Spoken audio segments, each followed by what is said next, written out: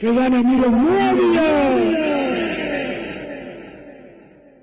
आशिके मुस्तफा हजरत मुआविया साहिबो पारसा हजरत मुआविया खूबरू खुश अदा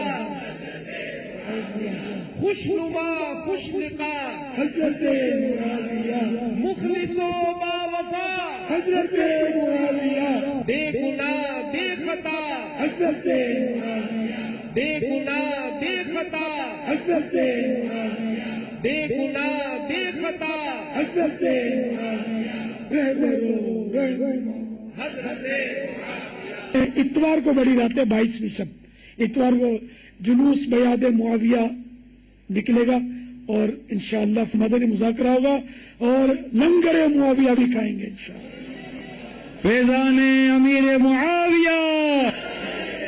As far as your understanding about the wall of Karbala, you said that Yazid, may Allah be pleased with him, Yazid, may Allah be pleased with him, Yazid, may Allah be pleased with him, that he was ferocious and he was a villain, etc.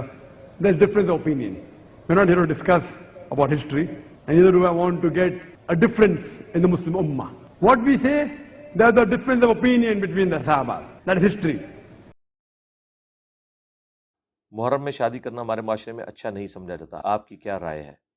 یہ روایت توڑنا زیادہ ثواب کا کام ہے یا محرم میں شادی نہ کرنا ہی بہتر ہے؟ اس کے حوالے سے جو یہ اویس قادری صاحب نے پچھلی دفعہ جو یہ حرکت ارشاد فرمائی تھی، تو میری ویڈیو آ چکی ہے، رپلائی ٹو اویس قادری آن حضرت معاویہ رضی اللہ تعالیٰ عنہ. اس میں انہوں نے بھی اپنی بچی کا نکاح والا معاملہ کیا تھا محرم کے اندر، تو اس پہ میں نے اپنی ورڈک دے دی تھی.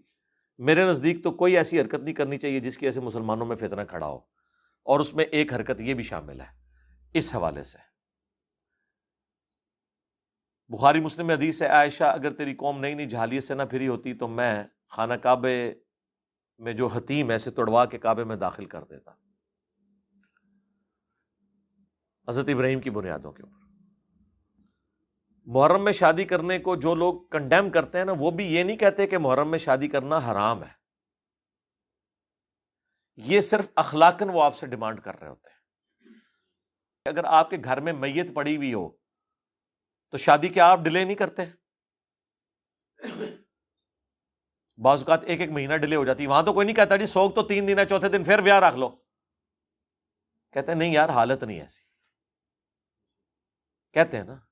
تو اس دن مسلمانوں کے اس 10 محرم کے دن یا محرم کے پہلے 10 دنوں میں مسلمانوں پہ ایک افتاد ٹوٹی ہوئی ہے کربلا کی شکل میں، جس کی تکلیف آج تک ہم فرقہ واریت کی شکل میں کاٹ رہے ہیں. خام خواہ اس طرح کے معاملات کو لے کے چلنا، اور اس کو سپورٹیو میں وہ حدیث بیان کروں گا بخاری کی کہ واشی تیرا اسلام تو قبول ہے لیکن اپنی شکل مجھے نہیں دکھانی. یہ وہ شخص کہہ رہا ہے جو حریص علیکم بالمؤمنین رؤوف الرحیم ہے، وہ بھی اپنے جذبات پہ اس حوالے سے قابو نہیں رکھ پا رہے کہ تو نے حمزہ کو قتل کیا، اگرچہ تو مسلمان ہو گیا، تیرا گناہ بھی معاف ہے، لیکن مجھے شکل نہیں دکھانی، مجھے اپنا چچا یاد آتا ہے.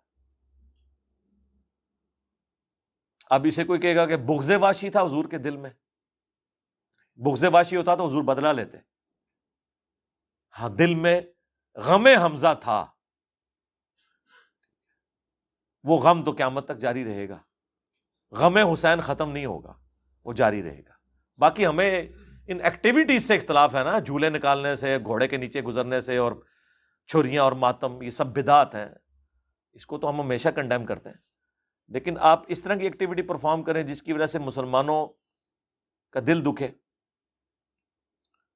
اپنی تو ان کی حالت یہ ہے، یہ کہتے ہیں جی 22 رجب کے کنڈے نہ کریں، یہ حضرت معاویہ کی موت کا دن ہے اور شیعہ اسے خوشی کے طور پر مناتے ہیں. حالانکہ شیعہ کا کوئی مسئلہ لینا دینا ہی نہیں ہے حضرت معاویہ کی ڈیتھ کے ساتھ، وہ حضرت امام جعفر کے ساتھ اسے منسوب کرتے ہیں. لیکن وہ کہانی ہر ایک کو کرائی گئی ہے، جس طرح انہیں کہانی کرائی گئی ہے کہ یہ چوتھے خلیفہ کو نہیں مانتے، اور چوتھے خلیفہ نو جڑے نہیں سن منتے نا انہوں تو اسی آج تک چنگا نہیں سمجھتے. ٹھیک ہے، ہمارے امام نے شعر کہہ دیا، ان کان رفضا حب آل محمد فلیشہد الثقلان انی رافضی. اگر اہل البیت کی محبت کا نام رافضی ہونا ہے تو جنوں انس گواہ ہو جاؤ ہم رافضی ہیں. امام شافعی نے یہ شعر کہہ دیا، تو وہ چوتھے خلیفہ کی محبت میں ہی کہا ہوا ہے نا، اہل البیت کی محبت میں ہی کہا ہوا ہے نا علیہم السلام. تو پھر میں یہاں پہ پھکی دیتا ہوں کہ جو لوگ اتنے سینسٹیو ہیں امیر شام کے معاملے میں، ٹھیک ہے، تو یہ بھی پھر اس طرح کیا کریں نا کہ جب امیر شام کی وہ ڈیتھ کا موقع آتا ہے تو یہ سنیوں کو کہا کریں کہ اس دن خوب شادیاں کیا کرو، حضرت معاویہ کے مرنے کے اوپر خوشیاں خوب منایا کرو کہ وہ اللہ کی جنتوں میں پہنچ گئے ہیں. یہ کریں گے تو آپ 10 محرم کے اوپر لوگوں کو شادیوں کی ترغیب کیوں دلا رہے ہوتے ہیں؟ آپ کے لیے وہ سینسٹیو ایریا بن جائے گا. ہم کہتے ہیں وہ بھی نہیں ہونا چاہیے، ہمارے لیے یہ سینسٹیو ایریا بن جائے گا. آپ اپنے بیانات میں حضرت امیر معاویہ رضی اللہ تعالیٰ کے عیب بیان کرتے ہیں، بلا شبہ وہ تمام باتیں سچ ہیں. اچھا، آگے پھر کیا مسئلہ رہ گیا؟ آپ نے مگر ایک ایسا مسئلہ جس میں امت کا اختلاف کا خدشہ ہے اس کو اچھالا. میں نے کون سا اختلاف کرایا جی؟ نہ میں صفین کرائی جے، نہ میں سنی شیعہ فرقے بنائے جے، نہ حالت تک حضرت معاویہ تے جو ممبرات لعنت ہو رہی ہے وہ میں شروع کرائی ہے. میں تو اس دنیا میں پیدا کیا گیا ہوں جہاں پہ یہ مسئلے پہلے ہی تھے. میں نے تو ان مسئلوں کو ختم کروایا ہے. اچھالا کہاں سے ہے؟ اچھالا تو ان لوگوں نے جنہوں نے بے خطا بے گناہ معاویہ معاویہ نعرے لگوائے ہیں. ہاں، اچھالا انہوں نے ہے جنہوں نے قسطنطینیہ کی بشارت یزید ابن معاویہ پہ فٹ کی ہے. میں نے کہاں سے اچھالا ہے؟ پہلی دفعہ یہ میں نے مسئلہ اس وقت ہائی لائٹ کیا جب 2009 میں ڈاکٹر ذاکر نائک نے ہزاروں لوگوں کی موجودگی میں ویڈیو ریکارڈ کرائی اور وہ لاکھوں کروڑوں مسلمانوں تک پہنچی، جس کی وجہ سے اس کے اوپر بین بھی لگا اور لوگوں نے احتجاج بھی کیا. ہم تو جواب دے رہے تھے، آپ ہمارے سروں پہ جوتیاں ماریں اور ہمیں رونے بھی نہ دیں. میں نے کسی وابی مولوی کو نہیں دیکھا کہ وہ ذاکر نائک کا رد کرے، اور جب ہم نے جواب دیا ہمارے رد پہ آ گئے. اس کا مطلب ہے یہ یزید کے ساتھ ہیں. اللہ ان کا حشر یزید اور اس کے خاندان کے ساتھ کرے، ہمارا حشر اہل البیت کے ساتھ اور صحابہ اکرام کے ساتھ کرے. آمین. علی بھائی، حضرت علی کا ساتھ دینے پر پوچھنے پر حضرت عمار کا منافقین والی بات کا ذکر کرنا ان کا صرف اجتہاد تھا یا کسی اور طرف اشارہ تھا؟ اشاروں کے اوپر میرے بھائی فیصلے نہیں ہوتے جب تک اسپیسیفکلی کوئی بات نہ کرے. اشارہ ہو بھی سکتا ہے، نہیں بھی ہو سکتا، کیونکہ ان سے پوچھا گیا تھا آپ کو کوئی خاص ایسی بات بتائی گئی ہے، تو انہوں نے کہا نہیں، خاص بات تو بتائی گئی ہے جو وہ حذیفہ ابن یمان کو ہی بتائی گئی ہے کہ منافقین کے نام ہے. ہمیں کوئی ایسی خاص بات نہیں بتائی گئی. ٹھیک ہے. اب اس کو بعض لوگ ریلیٹ کرتے ہیں کہ انہوں نے حضرت علی کے مخالفین کو منافق کہہ دیا، تو ایسا نہیں ہے. حضرت عمار اتنے دلیر تھے کہ انہیں کوئی آر نہیں تھی کہ وہ ڈائریکٹ نام بھی لے لیتے. سرکار ان کو کس چیز کا ڈر تھا؟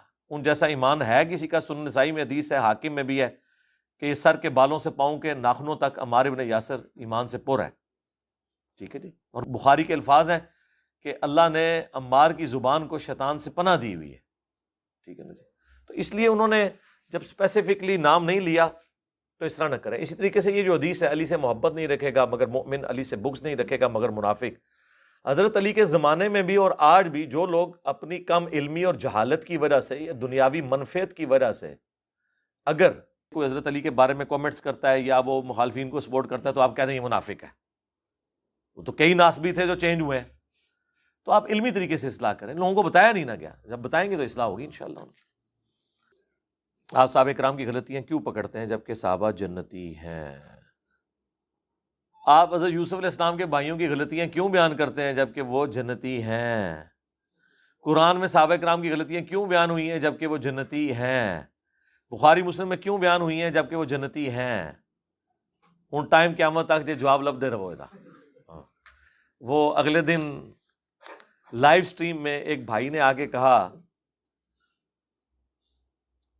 کہ کیا قیامت کے دن پوچھا جائے گا کہ آپ نے یہ حدیث بیان کی تھی کہ نہیں؟ بخاری کی 2812 اور 447 کہ عمار کو ایک باغی جماعت قتل کرے گی، عمار انہیں اللہ اور جنت کی طرف بلائیں گے، وہ جماعت جہنم کی طرف بلائے گی. تو شاید بھائی نے فی البدی اس کا اتنا زبردست پھکی والا جواب دیا. انہوں نے کہا کہ کیا امام بخاری سے قیامت میں یہ سوال ہونا تھا کہ یہ آپ حدیث لکھیں بخاری شریف کے اندر؟ کیسا زبردست جواب ہے. امام بخاری سے بھی پوچھا جائے کہ کیا اللہ نے آپ سے پوچھنا تھا کہ یہ حدیث اپنی کتاب میں لکھی ہے کہ نہیں لکھی، تو یقیناً پوچھا جانا ہوگا، اسی لیے انہوں نے لکھی ہے نا.